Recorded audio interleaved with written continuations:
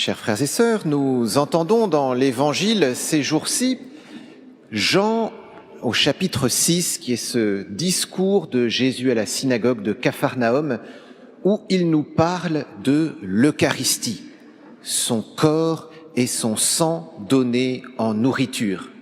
Je crois que ça vaut le coup de s'attarder un petit peu sur ce grand mystère eucharistique, parce que je ne suis pas sûr que nous ayons forcément des idées très claires sur ce que nous recevons lorsque nous allons communier. La première chose qu'il faut bien réaliser, c'est ce réalisme eucharistique. Ce n'est pas un symbole. Le pain et le vin deviennent bien le corps et le sang de Jésus. C'est pas juste quelque chose qui nous fait penser à Jésus il y a 2000 ans.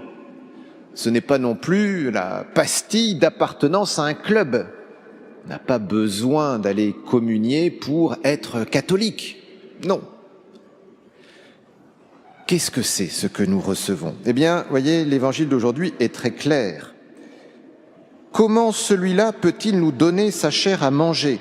Amen, amen, je vous le dis, si vous ne mangez pas la chair du Fils de l'homme et si vous ne buvez pas son sang, vous n'avez pas la vie en vous. Jésus n'est pas en train de dire « Non, mais là, je vous parle de mon corps et de mon sang, c'est un beau symbole, ça vous fera penser à la croix. » Non, il voit bien que ce qu'il dit perturbe ses auditeurs, qu'ils sont même en train de se quereller entre eux. Les Juifs se querellaient entre eux. Comment celui-là peut-il nous donner sa chair à manger ? Et il n'est pas en train de les rassurer. Non, mais rassurez-vous, c'est juste un symbole. Non, il rebondit là-dessus et dit « Mais c'est bien ma chair, c'est bien mon sang. » Et il va même jusqu'à dire « Si vous ne mangez pas ma chair, si vous ne buvez pas mon sang, vous n'avez pas la vie. » Et Jésus, il est très clair. Et en fait, on a tout un chapitre où Jésus ne cesse de parler de son corps et de son sang qui vont être donnés en nourriture au sens le plus littéral possible. À tel point d'ailleurs que beaucoup de disciples vont partir et qu'il va poser la question aux 12, est-ce que vous aussi, vous voulez partir ? Et on connaît la réponse de Pierre, Seigneur, à qui irions-nous ? Tu as les paroles de la vie éternelle. Ce qui se passe à la messe, c'est bien la présence du corps et du sang de Jésus. D'ailleurs, les paroles de l'institution de l'Eucharistie, ce qu'a dit Jésus le soir du jeudi saint, quand il a pris du pain, il a dit « Ceci est mon corps ». Quand il a pris la coupe de vin, il a dit « Ceci est mon sang ». Il n'a pas dit « Ceci vous fera penser, ceci est un symbole, ceci est mon corps, ceci est mon sang ». Le verbe « être ». Je crois qu'il faut vraiment qu'on prenne conscience de cela, parce que quand nous allons communier, nous mangeons le corps et le sang de Jésus. Thérèse de Lisieux a une belle expression, elle dit que dans l'Eucharistie, Jésus se voile par amour. Oui, parce que heureusement que nous ne voyons pas que c'est le corps et le sang de Jésus. Parce que si on voyait vraiment un morceau de chair, on n'oserait pas s'approcher. Ça nous effraierait.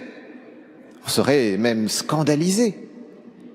Et donc, vous voyez, le fait qu'on ne voit pas l'effet de cette transformation du pain et du vin en corps et sang de Jésus, on peut dire que c'est comme une miséricorde de Dieu pour pouvoir entrer en nous, pour que nous puissions le manger.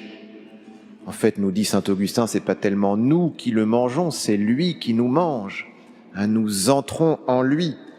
Nous avons entendu d'ailleurs dans cet évangile, celui qui mange ma chair et boit mon sang demeure en moi et moi je demeure en lui. Nous le mangeons, il nous mange, nous lui sommes unis.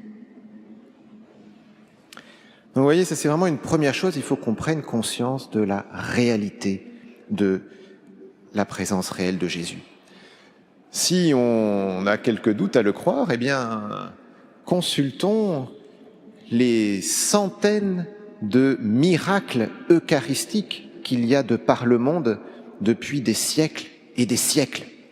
Peut-être avez-vous entendu parler d'un jeune Italien récemment béatifié, Carlo Acutis, qui a vécu au XXIe siècle, à l'heure d'Internet. Et à la fin de sa vie, il regardait sur Internet tous les miracles eucharistiques dont il pouvait trouver le récit sur Internet. Alors c'est devenu une exposition. Je crois qu'il y a plus de 200 miracles qui sont répertoriés dans cette exposition. Ça se trouve en ligne assez facilement. Et bien, il y a des miracles eucharistiques, il y en a des centaines, de toutes sortes. Beaucoup de miracles eucharistiques sont des hosties qui se mettent à saigner. Deux miracles eucharistiques, un très ancien, un plus récent, parmi les plus connus, miracle eucharistique de Lanciano, en Italie. Lanciano, c'est dans les années 700. Et ça remonte, à plus de 1300 ans. Qu'est-ce qui se passait? C'était un prêtre, pendant la messe, qui s'est mis à douter que quand il disait les paroles de la consécration, c'était bien Jésus qui venait. Il s'est mis à douter. Eh bien, l'hostie a commencé à se transformer en chair visible et à saigner. Et on a encore maintenant ces morceaux de chair et de sang, ce sang qui s'est transformé en caillots, qui sont conservés. Et dans les années 70, on a pu analyser ces morceaux, ces reliques. Et on a trouvé qu'il s'agissait d'un morceau de cœur humain. Plus récemment, en 1996, Buenos Aires, où là, pareil, une hostie se met à saigner. On a pu faire des analyses et les docteurs qui ne savaient pas d'où venait l'échantillon ont dit qu'il s'agissait d'un morceau de cœur humain, de quelqu'un qui souffrait beaucoup et que la personne était vivante quand le prélèvement a été fait. Imaginez. Même en France, récemment, aussi dans les années 90, il y a même un miracle eucharistique qui est passé à la télévision, sur France 2. Vous savez, le jour du Seigneur, l'émission Le jour du Seigneur, le dimanche matin, il y a toujours une messe qui est télévisée. Eh bien, alors je ne sais plus exactement la date, mais vous retrouverez. La messe était à Lourdes, je crois que c'était au moment de la conférence des évêques de France qui se réunit à Lourdes, et on voit à la télévision, en direct, l'hostie, au moment où le prêtre invoque l'Esprit Saint sur les offrandes, l'hostie qui se met à se soulever d'1 centimètre. Et on voit avec le plan de la caméra que l'hostie, elle est 1 centimètre au-dessus de la patène. Voilà, on pourrait en raconter plein d'autres, mais voyez ce réalisme eucharistique, c'est bien Jésus qui est là. Une deuxième chose, c'est le rapport entre l'Eucharistie, la messe, le jeudi saint, le vendredi saint. Le jeudi saint, c'est le moment où Jésus dit, en prenant du pain, ceci est mon corps, en prenant du vin, ceci est mon sang, et il ajoute, vous ferez cela en mémoire de moi. Si on célèbre la messe, c'est parce qu'il a dit, vous ferez cela en mémoire de moi. Sinon, il l'a fait une fois, très bien, et voilà. Donc c'est lui qui nous a demandé de réitérer cela. Jeudi saint, ceci est mon corps, ceci est mon sang. Jésus n'est pas encore mort sur la croix. On peut dire que le jeudi saint, il y a comme une anticipation de l'offrande de lui-même. Jésus s'offre lui-même dans son corps et dans son sang le vendredi saint. Le vendredi saint, son corps est livré, pendu sur la croix, son sang est versé tout au long du chemin de croix, et puis même encore avec son cœur transpercé, même une fois mort. Et la messe, dans tout ça, eh bien, c'est l'actualisation de ce qui s'est passé le vendredi saint. Nous sommes en train de célébrer la messe. Dans quelques instants, on dira les paroles de la consécration. Eh bien, il faut qu'on se dise qu'on est vraiment ramené à ce vendredi saint, au moment où Jésus s'offre en sacrifice pour nos péchés. La messe, c'est pas un nouveau sacrifice. Parfois, il y a des protestants qui disent « mais vous, les catholiques, vous faites des sacrifices, ça n'a rien à voir avec l'évangile. » On n'invente pas un nouveau sacrifice. La seule chose qu'on offre au Père, c'est Jésus, et c'est ce qu'il a fait le vendredi saint. Nous sommes plongés dans ce mystère du vendredi saint à chaque messe. À chaque messe, nous sommes au pied de la croix quand Jésus verse son sang et livre son corps, cet unique sacrifice qui est rendu présent. Dernier point, ce sacrifice de Jésus du vendredi saint, il ne s'est pas terminé le vendredi saint. Heureusement, il s'est terminé par sa résurrection. et nous sommes dans le temps pascal. Et ce corps de Jésus que nous recevons, c'est pas un corps mort, c'est un corps vivant. C'est le corps de Jésus ressuscité. Quand je vous mentionnais ce miracle eucharistique de Buenos Aires en 96, les médecins disaient que le prélèvement avait été fait sur le cœur d'une personne humaine vivante. C'est le corps et le sang de Jésus ressuscité que nous recevons. Parfois, nous nous demandons comment allons-nous ressusciter au ciel, avec quel corps? Chaque fois que nous disons le credo, nous disons « je crois en la résurrection de la chair ». Il n'y a pas que notre âme qui monte au ciel, il y a notre corps aussi qui va ressusciter.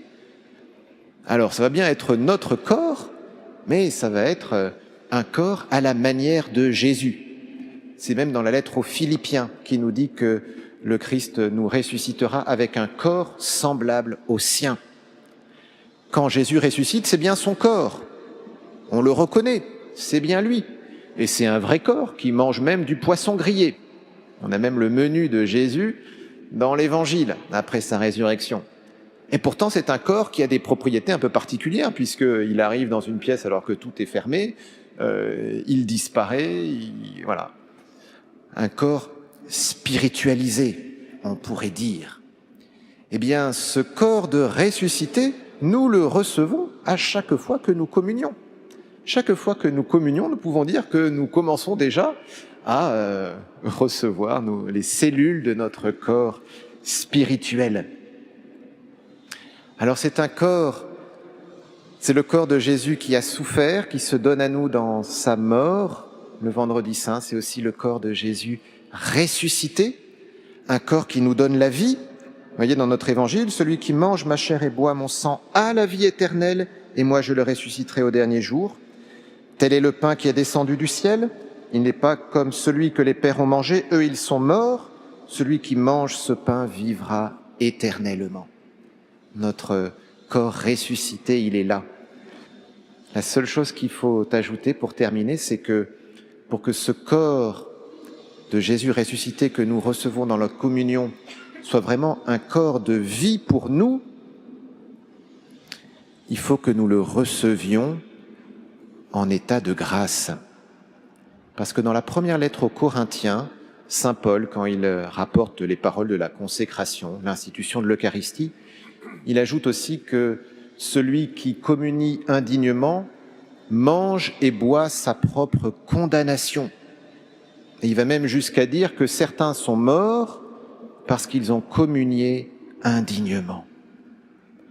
Alors oui, le corps de Jésus est un médicament, est une source de pardon pour nos péchés, est une source de vie, mais il faut aussi que nous soyons disposés à le recevoir. Il ne faut pas que, par notre vie, nous disions exactement le contraire de la réalité de l'Eucharistie, qui est un mystère d'amour, qui est un mystère d'unité, qui est un mystère de vie. Alors que le Seigneur nous aide aujourd'hui à rendre grâce pour ce grand mystère de Jésus qui se donne à nous dans son corps et dans son sang, qui nous aide à nous émerveiller devant ce mystère, qui nous aide à en profiter toujours mieux, qui nous aide aussi à nous préparer toujours mieux à le recevoir. Amen.